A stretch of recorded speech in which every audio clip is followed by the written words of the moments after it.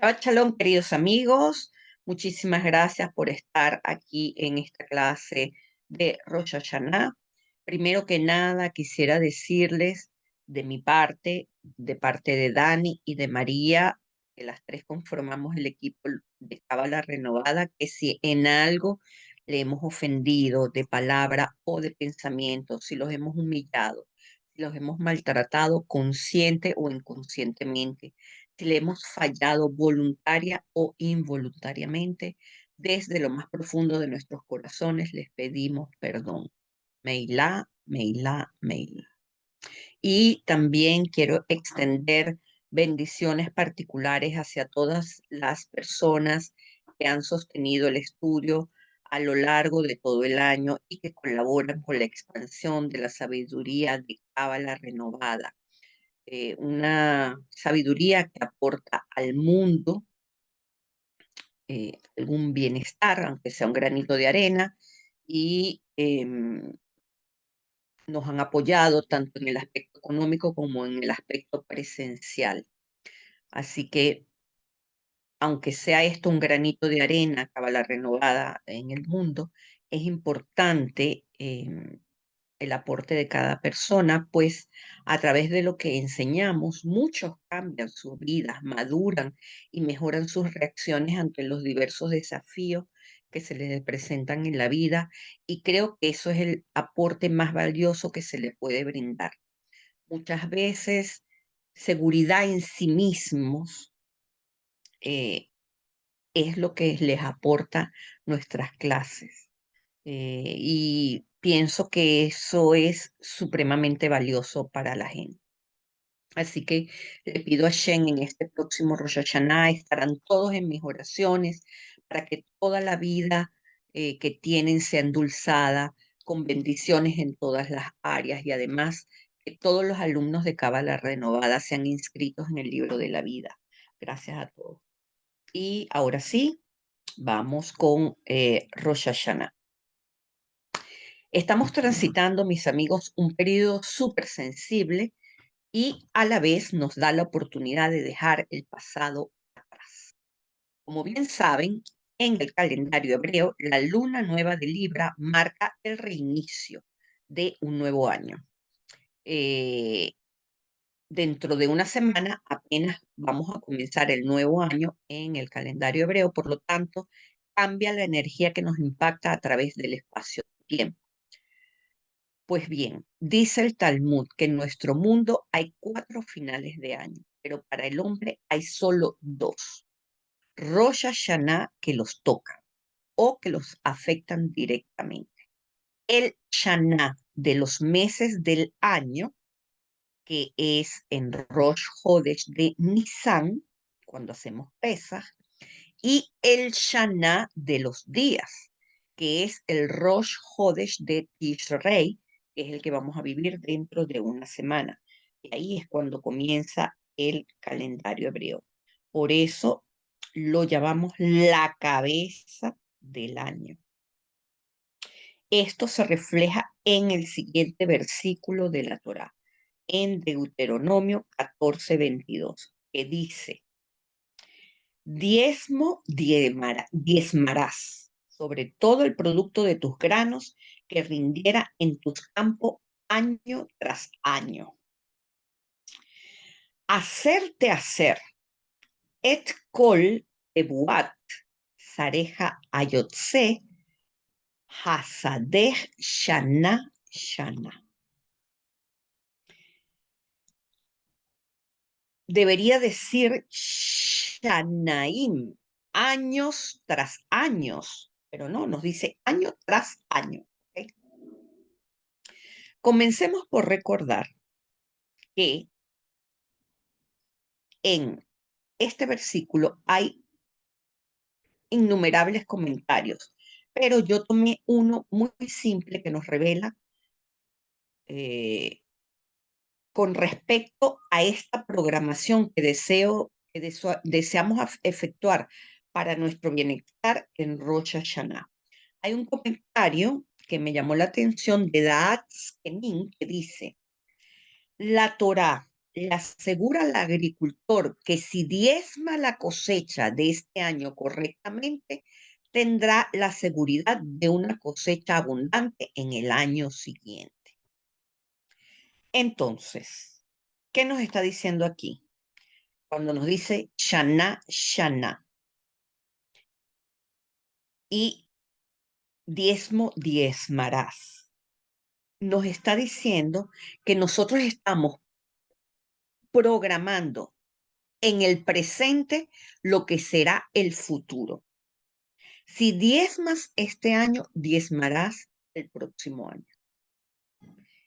Y por eso nos dice 2 veces Shana, Shana. Una vez corresponde para el diezmo de este año y el otro para el que será el que está garantizándote el año siguiente. Por otra parte, en cuanto a lo que dice la Torá sobre los 2 finales del año que afectan al hombre, en las preparaciones que se hacen para estas 2 festividades, el modo en cómo nos implicamos en ellas son un reflejo de esta afectación. Es siempre mucho trabajo, mucha acción para preparar nuestra vasija, al igual que sucede en Shabbat, que también es la manera como endulzamos los juicios. Ya saben, mis amigos, que en este mundo nos balanceamos entre 2 polaridades. Y dicho sea de paso, esta clase la estamos dando como una preparación a eso que nos está diciendo la Torá. Es parte del trabajo de preparación, de preparar la vasija. Entonces, eso quiere decir que en este mundo tenemos estas 2 polaridades, que son como 2 vasos que se van llenando durante el año. Y en el día de Rosh Hashanah se sacan las cuentas de la medida en cada vaso. Uno se llama la inclinación al bien y el otro se llama la inclinación al mal. Evidentemente, en el vaso en donde se mide la inclinación al mal, se refleja lo que aún no hemos corregido de nuestro carácter y de nuestras virtudes con respecto a la semejanza que somos con respecto a Shem. Recuerden lo que hablamos en la clase. Y en función de eso, se reprograma nuestra corrección el próximo año. Por eso es una fecha extremadamente importante para nuestro bienestar. Gébura es el juicio, mis amigos. Está llenando todo el tiempo y nuestro trabajo espiritual consiste en endulzarlo. Ya lo llenamos. Ahora hay que endulzarlo. La superconciencia del infinito es la fuente que se conecta con nuestro espíritu. Así que esta operación es en ese nivel. Hay una célebre frase que nos conduce desde Rosh Hodesh Elul hasta el último día de Sukkot, que es Teshuvah utefilá vetzedakah ma'avirim et roa ha-yetzerah. Arrepentimiento, oración y caridad eliminan un mal decreto. Debería decir, endulzan un mal decreto.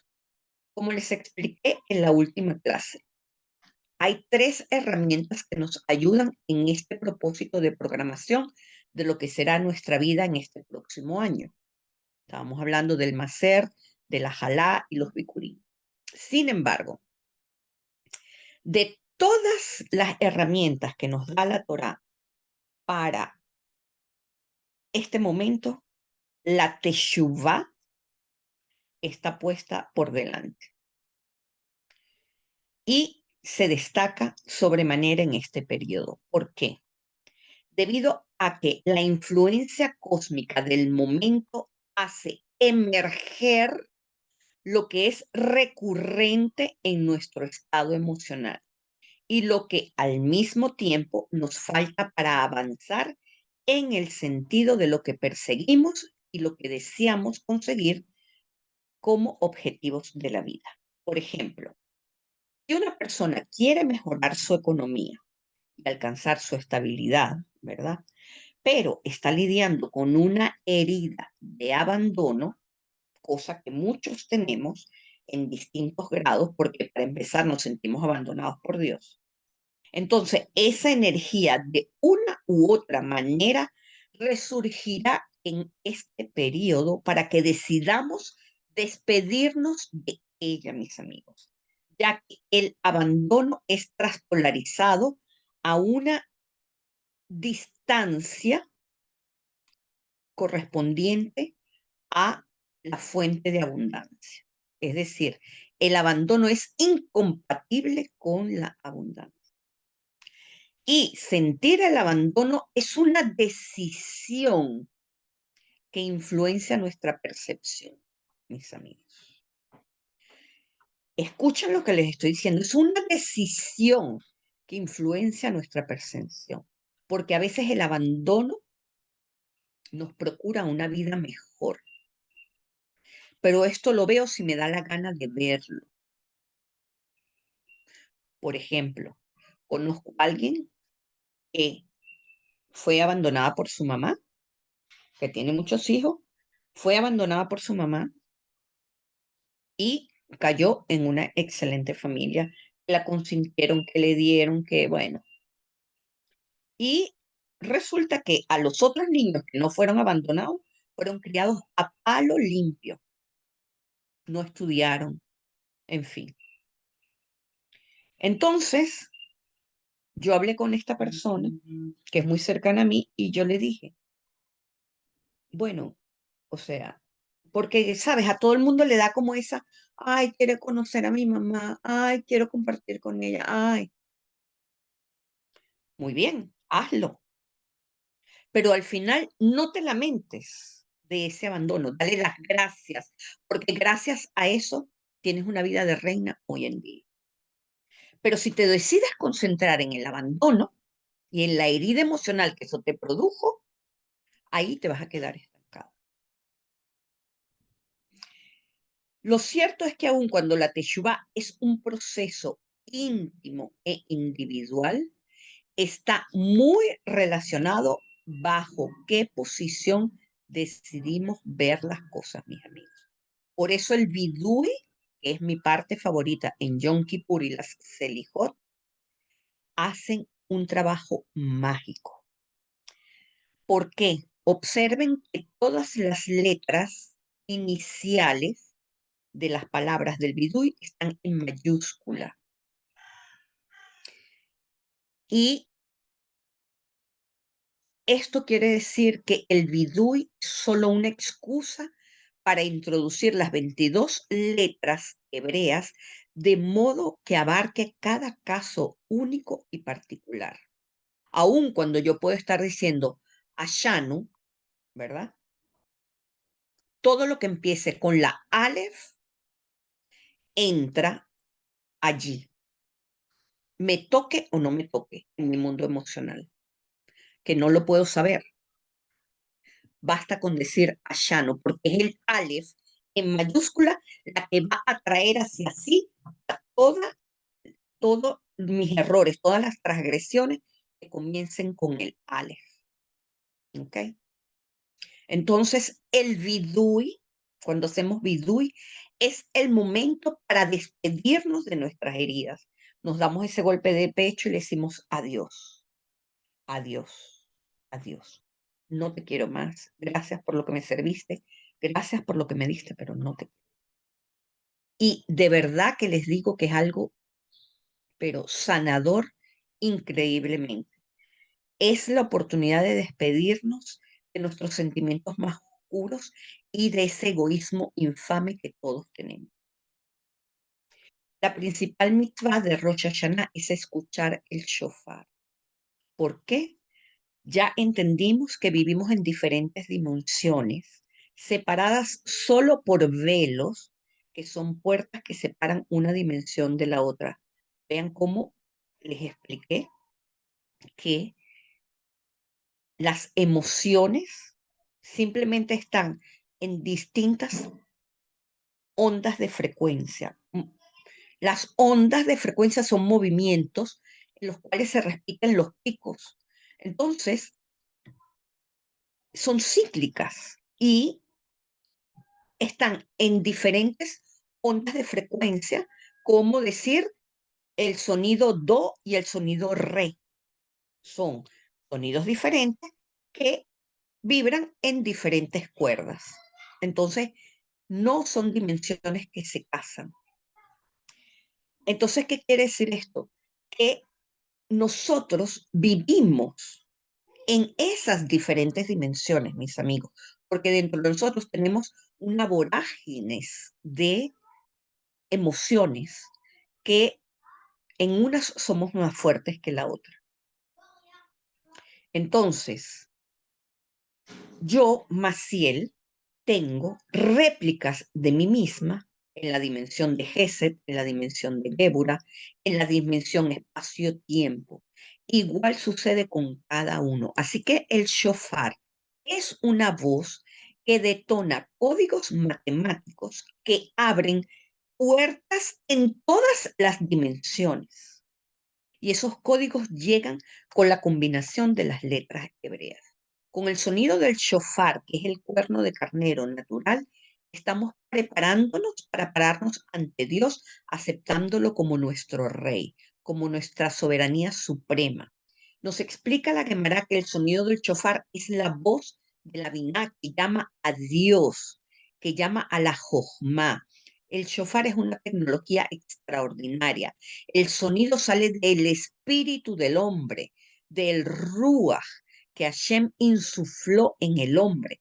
Por eso simboliza la vida, pero su curvatura dificulta la salida del sonido, porque ella representa el orgullo doblegado del ser humano, el resultado de la teshuvá. Y si el que está tocando el shofar no tiene el orgullo doblegado como el cuerno, el sonido no sale. Y al tocarlo, tenemos la antesala que anuncia la presencia, que va acompañada de toques de trompeta, la presencia de que la presencia de la Shejina, tal y como sucede cuando se presenta un monarca que vive en este mundo. El Tikunei Zohar nos da el significado profundo de las tres notas principales en el shofar. Tenemos el teruá, que consta de 9 toques cortos. Shevarim, que son 3 ráfagas cortas. Pero estas 3 ráfagas, para que sean kosher, deben tomar el mismo tiempo que las 3 ráfagas del primer toque del teruá. Por eso hay siempre un vigilante que valida el toque. Y por último, el tequía, que es una sola explosión que tiene una longitud una longitud de onda que abarca la cantidad de tiempo que se usó para la terúa y la shevarín. Combinados, estos sonidos suenan, por eso se llama terúa gedula o gedolá. Desde los tiempos, gedolá es el gran sonido, ¿ok?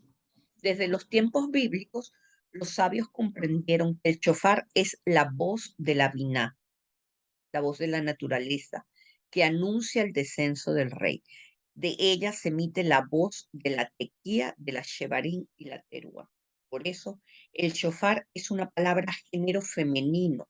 Ella insinúa la sefirá de biná, es la raíz del sonido que emana de ella. Ella es la raíz de Gesed, Gébura y Tiferet. Es la mamá de la naturaleza, que son las 3 sefirot representadas por los diferentes tipos de toques realizada con la voz que emana del shofar.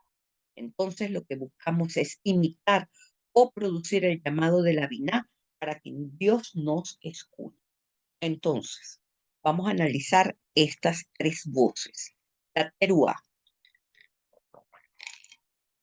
La explosión de la teruá afecta a la sefirá de Tiferet, que se refiere a la céfira emocional y rompe el poder de las energías espirituales negativas, el Sitra Ahra, rompiéndolas con poderosas explosiones devastadoras. El shofar es un sonido que pega en el corazón, en el pecho, Estas explosiones actúan como una barra de hierro que rompe una losa de cerámica. Y es por eso que el rey David eligió la palabra teroaim, que comparte la misma raíz que teruá, para describir una acción demoledora en el Salmo 2, versículo 9, que dice: los romperás, en hebreo teroaim, con una vara de hierro, como vasija de alfarero los despedazará. Esa es la imagen que nosotros tenemos que hacer en nuestra mente cuando esté sonando el sonido de la perúa. Alguien que está rompiendo una baldosa de cerámica. Luego tenemos la tequía. Después que el pueblo pecó con las mujeres madianitas, quienes los incitaron a la idolatría, Moisés recibió instrucciones de aplacar la ira de Dios, ejecutándolos y colgándolos de una columna. La explosión de Tequía tiene sus raíces en la céfira de Gesed. Aquí el verso se interpreta en el sentido de que la explosión toma a la citra Asra y lo cuelga frente al sol. El sol es un código para Seiranpin, el amoroso y activo poder influyente de lo divino. Los actos de bondad evitan incluso la ira feroz, que son los juicios de la Geburah. Y por último, Shevarim. La palabra Shevarim significa roto. Está relacionada con la céfira de Geburah, ya que se necesita fuerza, es decir, Geburah para romper algo. Shevarim proviene de la raíz Shever, que describe el corazón acongojado y quebrantado. La fuente superior directa de la céfira de Geburah es la Binah, porque en el árbol de la vida está debajo de la Binah. Esto se refleja en el diagrama de la Sefirot, como les dije. Entonces, la Binah, a su vez, se relaciona con el corazón. Cuando el corazón está dolorido, en lugar de estar lleno de egoísmo, la luz de lo divino puede entrar. Por eso el arrepentimiento, la teshuvá, es importante. Fíjense que las tristezas que vivimos por distintas circunstancias apagan al ego. Entonces surge la necesidad que nos interroguemos, cuestionándonos qué es apartar a el ego para poder romperlo. Los toques de Shevarim del shofar representan la ruptura del orgullo en el corazón, doblegar esa arrogancia que disminuye la conciencia de la Binah. En general, los duros juicios se apoderan de una persona llevándola al estado de egoísmo. Tan pronto como se renuncie a este estado por verdadera humildad, estas fuerzas no tienen una fuente a la que aferrarse y automáticamente desaparece, mis amigos. La humildad es clave en estas fiestas. Se requiere verdadera geburá para conquistar y doblegar los deseos egoístas. Este es una gebura usado para lo positivo. Pero una vez que esto se hace, una persona puede recibir la conciencia de la biná y ver verdaderamente la realidad. Acabamos de ver en la Parashá Ki Tavo que el sustento, la gracia y la providencia llega a este mundo por el mérito de la Jalá, del Maser y de los Bikurim. Por otra parte, Moshe dijo que cualquier cosa material podemos convertirlo en dinero para facilitarnos las ofrendas. De estos tres factores, dos se traducen en dinero, porque los bikurim, que es el primer fruto de lo que hacemos cuando iniciamos algo, podemos convertirlo en dinero para poder elevarlo a la jojma. Es la columna por donde Dios otorga, es el mundo de la emanación. Y en este sentido, vean lo que dice la Torá en la Parashá Yitro, versículo del 17 al 20, capítulo 19. Dice: entonces Moisés sacó a todo el pueblo del campamento para que fuera el encuentro con Elohim, y permanecieron expectantes al pie del monte, y todo el monte Sinai humeaba al descender sobre la cima el eterno Jabaya en medio del fuego, y era como el humo, como de horno. Se sacudió todo el monte, y la voz del cuerno se intensificaba gradualmente a medida que Moisés hablaba, y Elohim le respondía con voz tronante del shofar. Así descendió el eterno Jabaya sobre el monte Sinai, y el eterno Jabaya llamó desde allí a Moisés que subió. Es decir, mis amigos, Moisés hablaba y el shofar sonaba con estos tres. La Biná nos convocó a través del sonido del shofar para revelar estas 10 palabras que son la síntesis de la entrega de la Torá. En esta lectura podemos ver varias cosas. El pueblo tuvo que salir al encuentro con Dios. Fíjense que para estas festividades nos reunimos en grupo a pesar de que es un proceso individual. ¿Por qué? Dicen los sabios de la Hasidut que esto es como un padre que ve llegar a sus hijos una vez al año para cenar todos juntos. Ese día el padre va a preparar los mejores manjares y tiene ganas de darle a sus hijos todo lo que ellos desean. La fuerza del grupo entonces incentiva a Shem, a la misericordia y o intensifica las energías cósmicas. Repito, intensifica las energías cósmicas. Por eso en la Torá se denotan los diferentes nombres divinos que se utilizan en este episodio, lo cual nos explica lo dicho anteriormente sobre el llamado de la Biná, para que descienda Jabaya. En otras palabras, abarcamos distintas dimensiones del cosmos. Vean que el Eterno descendió cuando nos dice Vayere, y el Eterno llamó a Moisés Vaikra. Cuando la Torá vemos Vaikra, que está en moradito, ¿verdad? Vemos que esto es una palabra que expresa en forma cariñosa un llamado, es un llamado con ternura. Recuerden que en la Torah la parashá Vaikra comienza con un alef pequeñito, cosa que indica discreción entre tantos significados. Esto indica discreción en esa familiaridad que Hashem tiene con Moshe. Es como si yo estuviera comiendo caviar delante de personas en África que no tienen ni agua que tomar. O sea, yo me estoy comiendo un manjar delante de alguien que no tiene ni que comer. ¿Qué hace Moshe entonces? Moshe se adormece, empieza a ser discreto para que el que está afuera, el que no es llamado, el que no permite sí mismo que se acerque a Shem, no se sienta mal por el hecho de que Moshe sí se puede acercar.